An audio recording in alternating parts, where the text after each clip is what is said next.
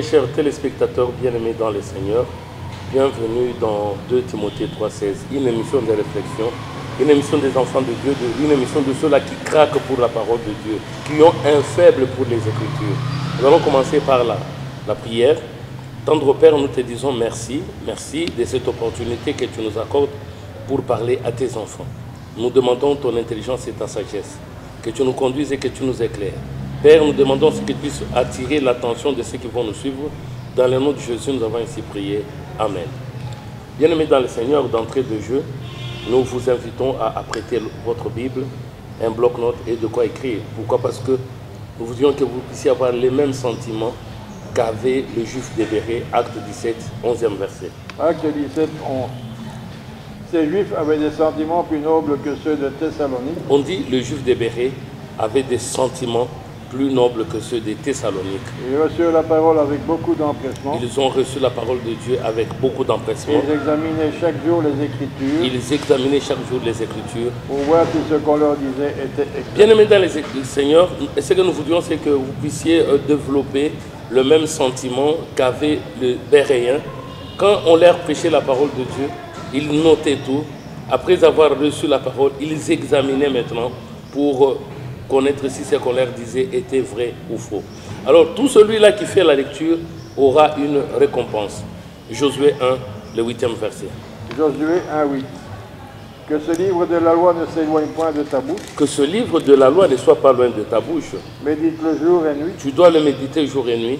Pour agir fidèlement selon tout ce qui est écrit. Pour que tu agisses fidèlement selon tout ce qui est écrit. Car c'est alors que tu auras du succès dans tes entreprises. Pour que tu aies le succès dans tes entreprises, tu es appelé à lire, à méditer et à agir fidèlement. Oui. C'est alors que tu réussiras. Ah, d'accord, c'est que pour que tu réussisses dans tes entreprises, pour que tu prospères dans ce que tu vas entreprendre, ce que nous te demandons, c'est de faire la lecture, c'est de faire la méditation. Quand vous méditez, vous devrez comprendre, chercher la compréhension spirituelle dessous, la compréhension, aller en profondeur. Et après, maintenant, vous pouvez maintenant appliquer. Alors aujourd'hui, nous allons terminer avec notre sujet sur est-ce qu'un chrétien, un enfant de Dieu, peut-il ou peut-elle faire la guerre, oui ou non? C'est ce que nous allons découvrir et terminer aujourd'hui. On va prendre directement le livre de Psaume 144, 1. Béni soit l'Éternel, mon rocher. Béni soit l'Éternel, mon rocher. Qui exerce mes mains au combat. L'Éternel qui exerce mes mains au combat. Mes doigts à la bataille. Ah, d'accord, on dit béni soit l'Éternel qui exerce mes mains au combat et mes doigts à la bataille. C'est-à-dire qu'ici on est en train, c'est l'Éternel qui doit nous entraîner au combat. Il nous doit nous entraîner à la bataille. Oui, allons-y. Mon bienfaiteur est ma forteresse. Mon bienfaiteur est ma forteresse. Ma haute retraite est mon libérateur. Ma haute retraite est mon libérateur. Mon bouclier, celui qui est mon refuge. Celui qui est mon refuge. C'est-à-dire ici, l'Éternel qui est notre refuge, l'Éternel qui est notre bouclier, il est en train de nous exercer comment nous devons faire la guerre. Comment est-ce que nous devons faire mener un combat? Parce que nous devons chercher, savoir que non, la vie de chaque jour, c'est un combat. Si la vie c'est un combat, maintenant il nous exerce à comment est-ce que nous allons nous battre. Et nous allons nous battre contre quoi et contre qui? Alors nous allons prendre d'abord le livre d'Exode, Exode chapitre 13. Exode 13. Exode 13, 17. 17. Lorsque Pharaon laissa aller le peuple, lorsque Pharaon a libéré le peuple d'Israël, lorsque Pharaon a décidé de laisser partir le peuple d'Israël, Dieu ne le conduisit point par le chemin du pays des Philistins. Dieu n'a pas conduit les enfants d'Israël par le chemin de Philistins, quoique le plus proche. Quoique ces chemins soient le plus proche pour arriver à la terre promise qui était Canaan. Car Dieu dit, le peuple pourrait se repentir en voyant la guerre. Le peuple pourrait se repentir en voyant la guerre. C'est-à-dire que l'Éternel Dieu Tout-Puissant savait qu'il y aura une guerre. Mais nous allons voir quel genre de guerre nous aurons à rencontrer, bien-aimés dans le Seigneur. Parce que nous pouvons nous poser la question, par exemple, ceux qui se retrouvent dans l'est du pays. Ils n'ont pas choisi de naître à l'est du pays. Ils n'ont pas choisi de vivre la guerre. Mais ici, on nous montre déjà que Dieu savait que le peuple d'Israël, en quittant l'Égypte, s'il passe par le chemin des Philistins et qu'en marchant, il rencontre la guerre, qu'est-ce qui va se passer? Mais Dieu fit faire au peuple un détour par le chemin du désert, oui, vers la mer Rouge. Oui, vous pouvez reprendre, s'il vous plaît. Lorsque Pharaon laissa aller le peuple, lorsque Pharaon a laissé aller le peuple pourrait se repentir en voyant la guerre. Le peuple risque de se repentir en voyant la guerre et retourner en Égypte. Oui. Mais Dieu fit faire au peuple un détour par le chemin du désert. Dieu va faire au peuple un détour par le chemin du désert vers la mer Rouge. Les enfants d'Israël montaient en armes hors du pays d'Égypte. Ils sont montés en armes vers le pays de Canaan, donc en quittant l'Égypte. Moïse prit avec lui, et vous ferez remonter avec vous mes eaux loin d'ici. D'accord. Nous voyons ici que le peuple d'Israël, en quittant l'Égypte vers la terre promise, Dieu n'a pas voulu qu'ils aillent par le chemin le plus court, le chemin comme nous pouvons appeler comme un cycle court, mais Dieu a fait faire au peuple un détour par le désert. Pourquoi? Parce qu'il se disait, si le peuple arrive à Canaan et qu'il n'a pas l'endurance, il ne sait pas comment persévérer. Quand il verra la guerre, il risque de rentrer directement dans le pays d'Égypte. C'est pourquoi maintenant ils doivent passer par deux détours. C'est-à-dire, bien aimé dans le Seigneur, c'est que dans la vie de tout chrétien, la vie de tout enfant de Dieu, nous devons savoir qu'il y aura toujours la guerre. Mais quel est le genre de guerre, bien aimé dans le Seigneur? Parce que nous allons voir qu'on a écrit dans des livres de guerre de l'Éternel. Dieu sait qu'il y aura la guerre. Est-ce que quand il y a la guerre, tu vas rentrer directement en Égypte ou bien tu vas persévérer? Tu vas voir en étant à Canaan, est-ce que tu seras capable de tenir, de faire face à cette guerre? On va aller dans les livres de Exode toujours. Exode chapitre 17. Donc nous voyons déjà que l'Éternel sait bien que les enfants d'Israël, aujourd'hui nous parlons d'Israël céleste, c'est que tout celui qui croit en Dieu, tout celui qui reçoit la parole de Dieu, est considéré comme Israël. Alors, maintenant, il faut savoir quelle est la marche, parce que vous devrez quitter l'Égypte pour aller dans la terre promise. Que symbolise l'Égypte? Que symbolise la terre promise? Maintenant, est-ce que vous avez déjà fait cette marche-là, bien-aimés? Les enfants d'Israël d'antan sont passés par le pays d'Égypte. Les enfants d'Israël d'aujourd'hui doivent aussi passer de l'Égypte vers la terre promise. Donc, ils doivent quitter le monde du péché vers le monde de liberté, vers la terre ou de repos. Mais maintenant, le chemin du désert, c'est un chemin là où il n'y a pas d'eau. C'est un chemin qui est plus long. Tout ça, c'est pour que vous soyez aguerris, bien-aimés dans le Seigneur. Mais il y aura la guerre, oui.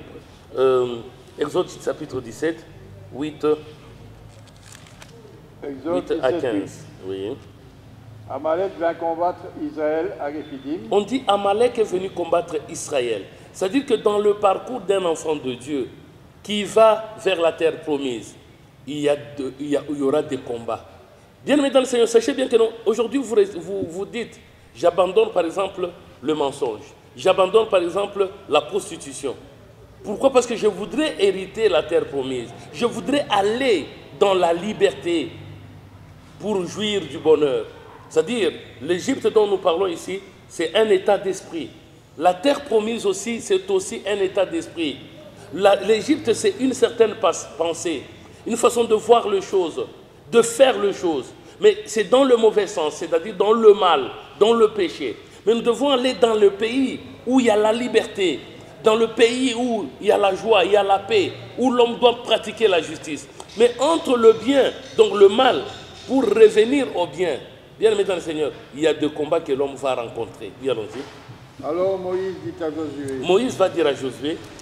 Choisis-nous des hommes. Choisis-nous des hommes. Sors et combat Amalek. Sors et combat Amalek. Demain, je me tiendrai sur le sommet de la colline. Demain, je vais me tenir sur le sommet de la colline. La verge de Dieu dans ma main. La verge de Dieu dans ma main. Josué fit ce que lui avait dit Moïse. Bien aimé dans le Seigneur, maintenant, qui peut être Moïse aujourd'hui, qui doit libérer le peuple d'Israël, qui doit aider le peuple d'Israël à rentrer dans la terre promise, bien aimé dans le Seigneur. Nous avons besoin de ce Moïse aujourd'hui, qui doit faire en sorte que l'homme abandonne le péché, qui doit chercher à ce que l'homme puisse quitter le mal, que l'homme puisse quitter tout ce qui est vice, mais vers la vertu, vers les qualités de Dieu, vers tout ce qui est excellence. Mais maintenant, on dit que Moïse va demander à Josué. Josué, c'était l'homme de main, c'était le chef d'état-major. Il dit, demain, je me tiendrai sur la montagne avec la verge de Dieu en main. Oui, allons-y. Donc Josué fit ce que avait dit Moïse pour combattre Amalek. C'est-à-dire que Moïse a demandé à Josué, il lui a donné certaines recommandations et Josué aussi a fait pareil. Oui. Moïse, Aaron et Hur montèrent au sommet de la colline. On dit Moïse, Aaron et Hur vont monter au sommet de la montagne. Oui. Lorsque Moïse élevait sa main, on dit qu'ils étaient au-dessus de la colline. On dit que lorsque Moïse élevait sa main, Israël était le plus fort. Israël était le plus fort. C'est-à-dire que la force d'Israël était dans la main qui tenait la verge de Dieu en main. Bien-aimé dans le Seigneur maintenant, que peut symboliser aujourd'hui Moïse? La main de Moïse, la verge de Dieu qui était dans la main. Mais on dit qu'il y avait deux personnes qui l'accompagnaient. Aaron qui était son frère et Hur qui accompagnait Moïse sur le sommet de la colline. Oui, allons-y. Donc lorsque Moïse élevait sa main, Israël était le plus fort. Lorsque Moïse élevait la main, Israël était le plus fort. Et lorsqu'il baissait sa main, Amalek était le plus fort. C'est que lorsque Moïse baissait la main, Israël devenait faible, Amalek prenait le dessus. Bien aimé dans le Seigneur, c'est-à-dire que le combat ici, tout se joue sur le sommet de la colline. Par rapport à la position de la main de Moïse, qui avait la verge de Dieu en main. Maintenant, c'est quoi cette verge en main que nous... Parce que quand on lève la main, Israël est plus puissant. Quand on baisse la main de Moïse, Israël est battu par les Amalécites. Oui, allons-y. Les mains de Moïse étant fatiguées. Donc le main de Moïse était fatigué parce qu'il fallait laisser avoir la verge de Dieu en main et lever la main. Oui, allons-y. Ils prirent une pierre qu'ils placèrent. C'est alors que Aaron et Hur, qui sont des grands stratèges, ont compris. Ils ont pris une pierre, ils ont mis en dessous de Moïse. Donc ils placèrent sur lui et il s'assit. Ils vont placer la pierre en dessous de Moïse qui va s'asseoir dessus. Aaron et Hur soutenaient ses mains. Aaron et Hur soutenaient ses mains. L'un d'un côté, l'autre de l'autre. L'un d'un côté et l'autre de l'autre côté. Et ses mains restèrent fermes jusqu'au coucher du soleil. Ses mains sont restées fermes jusqu'au coucher du soleil. Et Josué vainquit Amalek et son peuple au tranchant de l'épée. Josué va vaincre Amalek au tranchant de l'épée, oui. L'Éternel dit à Moïse. L'Éternel va dire à Moïse. Écris cela dans le livre. Écris cela dans le livre. Pour que le souvenir s'en conserve. Pour que le souvenir s'en conserve. Et déclare à Josué. Je dois déclarer à Josué. Que j'effacerai la mémoire d'Amalek du dessus des cieux. Je vais effacer la mémoire d'Amalek de dessus des cieux. Moïse bâtit un autel et lui donna le nom l'Éternel ma bannière. Il va bâtir un autel qui lui dira l'Éternel ma bannière, mon drapeau. Bien-aimés dans le Seigneur, nous voyons ici que Israël, en sortant d'Égypte, va rencontrer de combats, il va rencontrer la guerre. Mais il fallait la présence de Moïse, d'Aaron, d'Hur et de Josué. Mais Josué était la personne qui était au front. Les autres étaient à l'arrière-garde. C'est-à-dire que même si le combat se fait sur le champ de bataille, les stratèges, comme nous avons vu la fois passée dans des émissions précédentes, nous avons montré que pour la guerre, il faut la prudence et la force. La prudence et la force. La prudence, c'est que il faut d'abord que tu aies tous les renseignements nécessaires. Comment nous allons gagner cette guerre? C'est pourquoi Moïse avait déjà parlé avec son Dieu. Dieu lui a donné des recommandations. Va sur le sommet de la montagne, élève la main. Quand tu vas lever la main, je verrai ce que moi je vais faire. Je vais donner la force à Josué pour vaincre ses ennemis.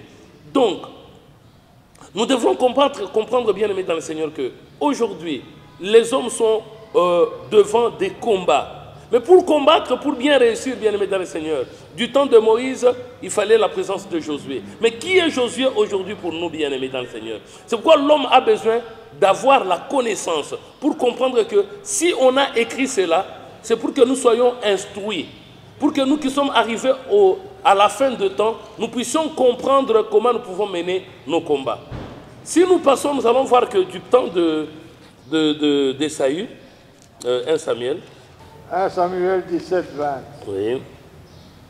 David se leva de bon matin. David va se lever de bon matin. Il laissa les brebis à un gardien. Il va prendre ses brebis qu'il va laisser à un gardien. Prit sa charge et partit. Il va prendre sa charge et va partir. Comme Ésaïe le lui avait ordonné. Comme son père Jessé, Ésaïe le lui avait demandé. Lorsqu'il arriva au camp, l'armée était en marche pour se ranger en bataille. On dit que quand il va arriver au camp, l'armée était il voulait se mettre en rangée, il s'est rangé pour aller sur le champ de bataille. Et poussait des cris de guerre. Et il poussait des cris de guerre. Israël et les Philistins se formèrent en bataille. Tout le monde, que ce soit les Philistins, que ce soit Israël, ils se formèrent en bataille. Armée contre armée. Armée contre armée. David remit les objets qu'il portait entre les mains du gardien des bagages. On dit que David va prendre les objets qu'il avait apportés, il va les remettre à celui qui gardait le bagage. Et courut vers les rangs de l'armée. Il va courir vers le rang de l'armée. Aussitôt arrivé, il demanda à ses frères comment ils se portaient. Il va demander comment allaient ses frères. Tandis qu'il parlait avec eux, pendant qu'il était en train de parler avec eux, voici le Philistin de Gath, nommé Goliath, le Philistin de Gath, plutôt nommé Goliath, s'avança entre les deux armées. Il va s'avancer entre les deux armées. Hors des rangs des Philistins. En dehors des rangs des Philistins. Il tint les mêmes discours que précédemment. Il va tenir le même discours que précédemment. Et David les entendit. David les a entendus. À la vue de cet homme. À la vue de cet homme. Tous ceux qu'Israël s'enfuirent devant lui. On dit tout Israël, les gens d'Israël fouillaient devant lui.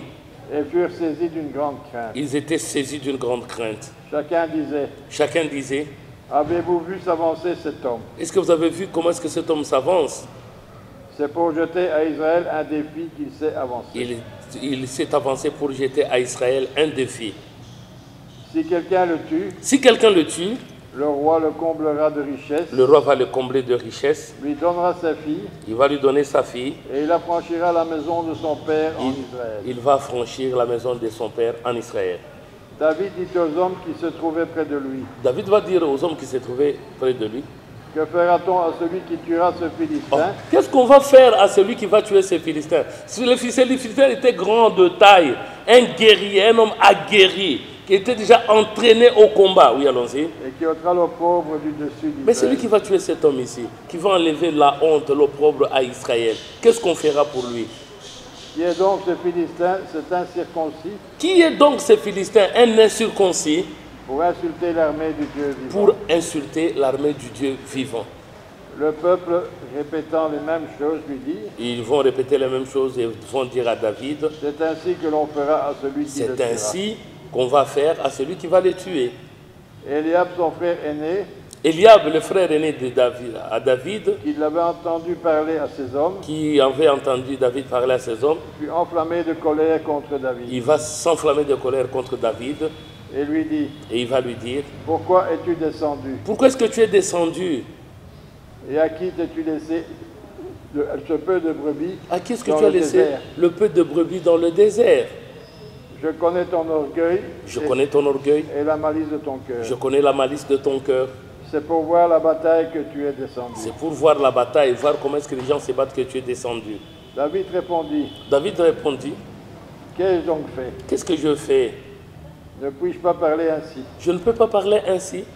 Et il se détourna de lui pour s'adresser à un autre. Il va se détourner de son frère pour s'adresser à l'autre, à un autre soldat, oui. Et il fit les mêmes questions. Il va faire les mêmes questions à l'armée, à ceux-là qui composaient l'armée d'Israël. Le peuple lui répondit comme la première fois. Le peuple va lui donner la même réponse comme les autres fois, oui, allons-y. Lorsqu'il eut entendu les paroles prononcées par David. Quand ils ont entendu les paroles que David avait prononcées, on le répéta devant Saül. On va les rapporter à Saül et Saül va demander qu'on aille le chercher. David dit à Saül. David dit à Saül. Que personne ne se décourage à cause de ce Philistin. Que personne ne se décourage à cause de ce Philistin. Ton serviteur ira se battre avec lui. Ton serviteur ira se battre contre lui. Saül dit à David. Saül dit à David. Tu ne peux pas aller te battre avec ce Philistin. Tu ne peux pas aller te battre avec ce Philistin. Car tu es un enfant. Tu n'es qu'un enfant. Et il est un homme de guerre dès sa jeunesse. Lui, c'est un homme de guerre de sa jeunesse. David dit à Saül. David dit à Saül. Ton serviteur faisait paître les brebis de son père. Ton serviteur faisait paître le brebis de son père. Et quand un lion ou un ours venait en enlever une du troupeau. Quand un lion ou l'ours venait en arracher une du troupeau. Je courais après lui. Je courais après lui. Je le frappais. Je le frappais. Et j'arrachais la brebis de sa gueule. J'arrachais la brebis de sa gueule. S'il se dressait contre moi. S'il se dressait contre moi. Je le saisissais par la gorge. Je le saisissais par la gorge. Je le frappais et je le tuais. Je le frappais et je le tuais. C'est ainsi que ton serviteur a terrassé le lion et l'ours. C'est comme ça que ton serviteur a terrassé le lion et l'ours. Il en sera du Philistin. Il en sera de même du Philistin. De cet incirconcis. De cet incirconcis. Comme l'un d'eux. Oui. Car il a insulté l'armée du Dieu vivant. Bien-aimés dans le Seigneur, nous voyons ici que David, on pensait qu'il était un enfant, mais il avait déjà mené de bataille contre l'ours, contre le lion, ainsi de suite. Mais ici maintenant, il va se dresser contre un homme, un guerrier, un géant. On va au verset 40. 40. Il prit en main son bâton. Il va prendre son bâton. Choisit dans le torrent 5 pierres polies. Il va choisir dans le torrent 5 pierres polies. Il les mit dans sa gibecière. Il les remis dans sa gibecière de berger. Et dans sa poche. Et dans sa poche. Puis sa fronde à la main. Il va prendre la fronde ou la lance-pierre. Et s'avança contre le Philistin. Il va s'avancer vers le Philistin. Le Philistin s'approcha peu à peu de David. Le Philistin commença à s'approcher peu à peu de David pour le combat. Et l'homme qui portait son bouclier marchait devant lui. L'homme qui portait le bouclier de Goliath, du guerrier, s'avançait, était de marcher devant lui. Le Philistin regarda et lorsqu'il aperçut David. Quand le Philistin va regarder, il a aperçu David.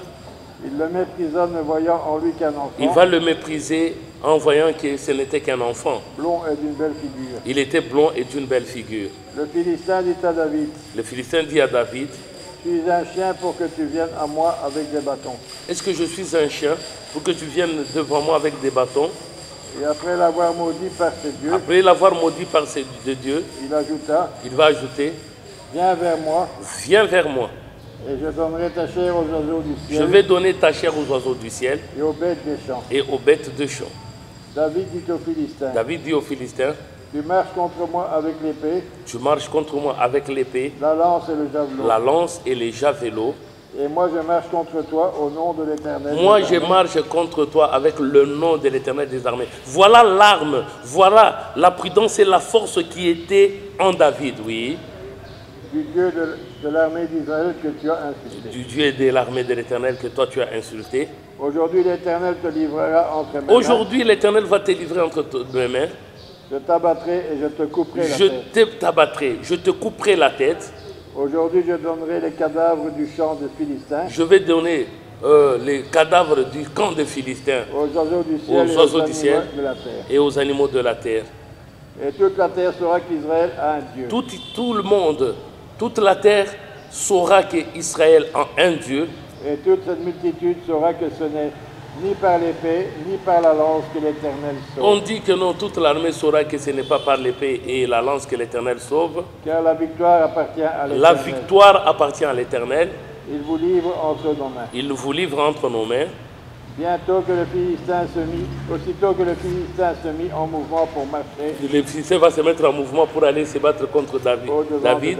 Oui. David courut sur le champ de la bataille à la rencontre du Philistin. David, courageux qu'il était, et comme il s'est confié dans le Seigneur c'était sa force, le Seigneur était sa prudence, l'Éternel c'est ça même sa victoire. Lui aussi va entrer dans le champ de bataille, oui. Il mit la main dans sa gibecière. Il introduit sa main, il va sortir, donc il introduit la main dans sa gibecière. Il prit une pierre. Il va prendre une pierre. Et la lança avec sa fronde. Il va lancer cette pierre avec sa fronde. Il frappa le Philistin au front. Il va frapper les Philistins au front. Et la pierre s'enfonça dans le front du Philistin. La pierre va s'enfoncer dans le front du Philistin. Qui tomba le visage contre terre. Il va tomber le visage contre terre. Ainsi, avec une fronde et une pierre. Avec une fronde, avec une pierre. David fut le plus fort que le Philistin. Il fut le plus fort que les Philistins. Il le terrassa et lui ôtait la vie. Il va les terrasser, il va lui ôter la vie. Sans avoir d'épée à la main. Sans avoir l'épée à la main. Il courut s'arrêta près du Philistin. Il va courir et il va s'arrêter près du Philistin. Se saisit de son épée. Il va se saisir de l'épée du Philistin. Il tira du fourreau. Qu'il va tirer du fourreau. Le tua et lui coupa la tête. Il va le tuer, il va le couper la tête avec l'épée du Philistin, l'épée de Goliath, oui. Les Philistins, voyant que leur héros était mort, quand les Philistins ont compris que leur héros était mort, et les hommes d'Israël et de Juda poussèrent des cris. Et les hommes de Juda, les hommes d'Israël vont pousser des cris. Et allèrent à la poursuite des Philistins. Ils allèrent à la poursuite des Philistins. Jusque dans la vallée et jusqu'aux portes d'Écron. Voilà. Nous pouvons nous limiter par là, c'est que nous voyons ici que David a mené des combats. Alors, aujourd'hui, nous aussi, enfants de Dieu, comment est-ce que nous allons mener notre combat? Alors, nous allons d'abord comprendre que notre combat est comment pour nous les chrétiens aujourd'hui. 1 Corinthiens, chapitre 2, 9 à 14. 1 Corinthiens 2, 9. Oui. Mais comme il est écrit. Comme il est écrit. Ce sont des choses que l'œil n'a point vues. Ce sont des choses que l'œil n'a point vues. Que l'oreille n'a point entendues. Des choses que l'oreille n'a jamais entendues. Et qui ne sont point montées au cœur de l'homme. Des choses qui ne sont jamais montées au cœur de l'homme. Des choses que Dieu a préparées pour ceux qui l'aiment. Nous voyons ici qu'un chrétien doit aller sur le champ de bataille. Mais il doit se battre, mais il doit avoir le nom de Dieu en lui. On doit avoir le bâton. On doit avoir la lance-pierre, on doit avoir la verge pour se battre contre les forces maléfiques, pour se battre contre l'ennemi. Oui, allons-y. Dieu nous les a révélés par l'Esprit. D'accord, c'est que nous devons maintenant avoir les armes. Dieu doit nous révéler quelle sorte d'armes un chrétien doit avoir pour aller au front, pour aller se battre. Oui, allons-y. Car l'Esprit sonde tout. On dit l'Esprit sonde de tout. Même les profondeurs de Dieu. D'accord, c'est-à-dire que pour connaître ces armes, nous allons nous référer à l'Esprit de Dieu. Et nous allons voir maintenant comment commence le combat, où commencent les combats d'un enfant de Dieu, d'un chrétien. Nous allons lire les livres de Galates pour voir où commencent les combats. Et comment est-ce que nous allons maintenant vaincre? Galates, chapitre 5, 15 à 17. Galates 5, 15. Oui. Mais si vous nous mordez et vous dévorez, si vous vous mordez et que vous vous dévorez, les uns les autres, prenez garde que vous ne soyez détruits les uns par les autres. Prenez garde que vous ne soyez détruits les uns les autres. 16. Je dis donc, marchez selon l'Esprit. Marchez selon l'Esprit. Et vous n'accomplirez pas les désirs de la chair. D'accord, c'est-à-dire que l'homme a deux protagonistes. Nous avons l'esprit, nous avons la chair. Voilà les deux opposants. Voilà les deux protagonistes. Oui, allons-y. Oui. Car la chair a des désirs contraires à ceux de l'esprit. La chair a des désirs contraires à ceux de l'esprit. Et l'esprit en a contraire à ceux de la chair. C'est que nous avons le combat, d'abord, il est dans l'homme. Comme le combat, il est dans l'homme. La guerre, elle est dans l'homme. Bien-aimés dans le Seigneur. Tel que vous êtes là, c'est que les désirs de la chair s'opposent au désir ou à l'affection de l'esprit. On dit que les désirs de la chair s'opposent au désir de l'esprit. Oui, allons-y.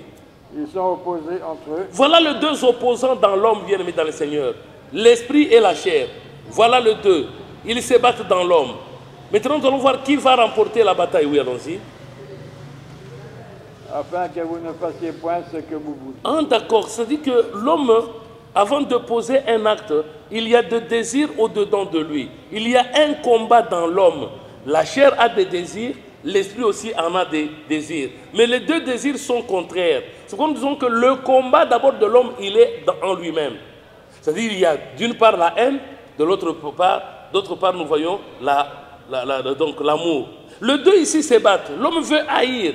Il veut aussi aimer. Mais maintenant, nous allons voir qui va remporter. Oui, allons-y. Si vous êtes conduit par l'Esprit, si vous êtes conduit par l'Esprit, vous n'êtes point sous la loi. Ah, d'accord. C'est-à-dire que celui qui est conduit par l'Esprit, c'est celui-là qui va maintenant accomplir les désirs de l'Esprit. C'est que le combat, il est intérieur. C'est pourquoi nous avons vu la fois passée que les armes avec lesquelles nous combattons ne sont pas charnelles. Ce sont des armes de l'Esprit.